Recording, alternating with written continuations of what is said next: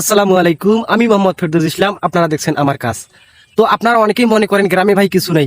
আমি মনে করি গ্রাম হচ্ছে একটা টাকার খনি। এখান থেকে শুধু টাকাগুলো ইনকাম করার পদ্ধতিগুলো জানতে হবে। ওই যে দেখতে পাচ্ছেন আমার পিছনে বিস্তীর্ণ এরিয়া জুড়ে ফাঁকা মাঠে পড়ে আছে লতা কচু। তো এগুলো দিয়ে আমি কি করব? আমার খামারে কি এগুলো কোনো কাজে লাগবে? আসুন আপনাদেরকে বিস্তারিত দেখাই। বিসমিল্লাহির রহমানির রহিম। দেখতে পাচ্ছেন মাঠে নেমে পড়লাম। তো আমার কোনো পার্সোনাল ক্যামেরাম্যান নেই যে আপনাদেরকে আর একটু ভালো করে জুম করে দেখা। আমার ভাগ্য অনেক ভালো ছিল যে সেখানে একটা লাউয়ের জাঙ্গি ছিল। আমার লাউয়ের জাঙ্গিতে সেই ফোনটা রেখে আপনাদেরকে এত সুন্দর করে ভিডিও করে দেখাচ্ছি।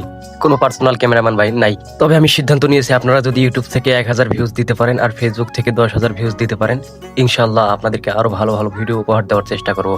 যাই হোক, ফালতু কথা বলে অনেক সময় নষ্ট করে ফেললাম। আপনাদের মূল্যবান সময়ের অনেক দাম আমার কাছে। ফালতু কথা বলে আর আপনাদের সময় নিতে চাই না। আসল কথায় আসি, ভিডিওর মূল কথায় আসি। একজন ক্রিয়েটরের সব থেকে বড় কষ্ট ভিডিও করা নয়, এত কষ্ট করা নয়। একজন ক্রিয়েটরের সব থেকে বড় কষ্ট আমি মনে করি মানুষের সমালোচনা। এত কষ্ট করে আমি ভিডিও তৈরি করি, অথচ গ্রামবাসী কি পরিমাণ সমালোচনা আর মুখে আমাকে ফেলিয়েছে তার বলে বুঝাতে পারবো না। তো এরকম সমালোচনার মুখে আপনারা কারা পড়েছেন অবশ্যই তাদের একটি করে কমেন্ট দেখতে চাই। কিন্তু আপনারা যখন কমেন্ট করেন, সাপোর্ট করেন, ভাই এগিয়ে যান, আমরা আপনার পাশে আছি, তখন বিশ্বাস করেন কি পরিমাণ উৎসাহ আমার ভিতরে কাজ করে আর বলে বোঝাতে পারবো না। তো যাই হোক, এখন আসি মূল। তো আজকে আপনাদেরকে মাত্র একটি কথা শেয়ার করবো, যে কথাটি শুনলে হয়তো আপনার জীবনের মোড় এখান থেকে পরিবর্তন হয়ে যেতে পারে। সে কথাটি হচ্ছে, ভাই আমরা অনেকেই শুধু চাকরির পিছনে ছুটি। ভাই চাকরির বাজার বর্তমানে অনেক বেশি, এর ডিমান্ডটা অনেক বেশি, বিশেষ করে বাংলাদেশ এবং ভারতে। তো এই ক্ষেত্রে আমরা কি করবো? আমরা যারা গ্রামে থাকি ভাই, আপনি কাজ খুঁজে পান না। আমি তো মনে করি গ্রাম ভাই টাকার একটা খনি, এখান থেকে শুধু চুষতে হবে। দেখতে পাচ্ছেন আমার পিছনে বিস্তীর্ণ এরিয়া, শুধু জঙ্গল ভরে আছে। এগুলোকে বলা হয় লতা কচু।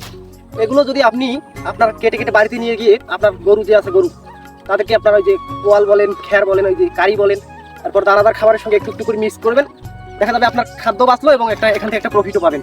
তো এই জন্য যারা ভাবতেছেন যে গ্রামে কিছু নেই, ভাই আপনি খামার করেন, গরুর খামার করেন, ছাগলের খামার করেন, এই যে এরকম বিস্তীর্ণ এরিয়া জুড়ে আপনি হাঁস চাষ করেন, মাছ চাষ করেন, আপনি ভাই কাজে নেমে পড়েন, ইনশাল্লাহ আপনাকে আল্লাহ তাআলা সফলতা দান করবে। পরিশেষে আপনাদেরকে দেখাতে চাই আমি কিভাবে এখন এগুলোকে প্রসেস করব। শুকরিয়া সেই মহান রবের, যার অশেষ রহমতে আবারও একটা নতুন সকাল পেলাম, আলহামদুলিল্লাহ। নতুন সকালে আমি চলে গেলাম ঘাস কাটতে। তো ঘাস কাটে নিয়ে যাচ্ছি, দেখতেই পাচ্ছেন। এখন প্রসেসটা বুঝে নিন। এই যে দেখতে পাচ্ছেন এখানে খড় আছে 25%, লতা কচু আছে 25%, আর ঘাস আছে 20%, সব মিলিয়ে আছে 77%। আর বাকি যে 30% সেটা আমি দানাদার খাদ্য থেকে দেবো। সকাল সকাল গোয়াল ঘরে ঢুকে দেখি, আল্লাহু আকবার, যা অবস্থা গোয়াল ঘরের। গোয়াল ঘর এত অপরিষ্কার হয়েছে যেটা দেখে আর থাকতে পারলাম না। তো পরিষ্কার করার কাজে লেগে পড়লাম। দেখতে পাচ্ছেন পরিষ্কার করে একেবারে ক্লিয়ার করে ফেললাম। আপনারাও চেষ্টা করবেন সবসময় গরুর গোয়াল ঘর পরিষ্কার রাখতে। তো যাই হোক, এবার আমি ঘাস কাটার প্রস্তুতি নেব। তো প্রস্তুতির আগে সব কাজের একটা প্রস্তুতি থাকা উচিত। দেখতেই পাচ্ছেন আমার দাঁটি। তো আমি প্রথমেই লতা কচুগুলো দিয়ে শুরু করলাম। লতা কচুগুলো কাটতে আমার তেমন একটা কষ্ট হচ্ছিল না, কারণ এগুলো অনেক নরম এবং মসৃণ, সেজন্য আমার কাটতে অনেক সুযোগ সুবিধা হলো, আলহামদুলিল্লাহ। তবে আপনারাও চাইলে এভাবে খরচ বাঁচানোর জন্য লতা কচু আপনারাও কাটতে পারেন এবং আপনার গরুকে খাওয়াতে পারেন। অবশ্যই খাওয়ানোর সময় মনে রাখবেন, দানাদার খাবার যদি আপনি 30% দেন, তাহলে এগুলো আপনাকে পার্সেন্টেজ হিসাব করে খাওয়াতে হবে অবশ্যই, তাহলে আপনার গরুর স্বাস্থ্য ঠিক থাকে। সব কাজের একটা হিসাব এবং নিয়ম আছে। তো যাই হোক, এবার আমি খড়গুলোকে কাটতে শুরু করলাম। খড়গুলো কাটতে আমার অনেকটা কষ্ট হচ্ছিল, যদিও বা আপনারা ভিডিওতে দেখতে পাচ্ছেন আমি অনেক স্পিড কাটতেছি। আসলে স্পিডে কাটতেছি না, আমি নিজেই স্পিড বাড়িয়ে দিয়েছি, কেননা আমি সেখানে খুব কষ্ট এবং ধীরে ধীরে কাটছিলাম।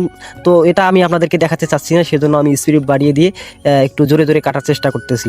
আপনাদেরকে একটা সতর্কবার্তা দিয়ে রাখি, আপনারা যারা ষাঁড় গরু পোষেন, আপনারা কখনোই ষাঁড় গরুকে খড় খাওয়াবেন না। আমি যেহেতু গাভী গরু পুষি, সেজন্য এইভাবে আমি আমার গাভী গরুকে খড় খাওয়াই।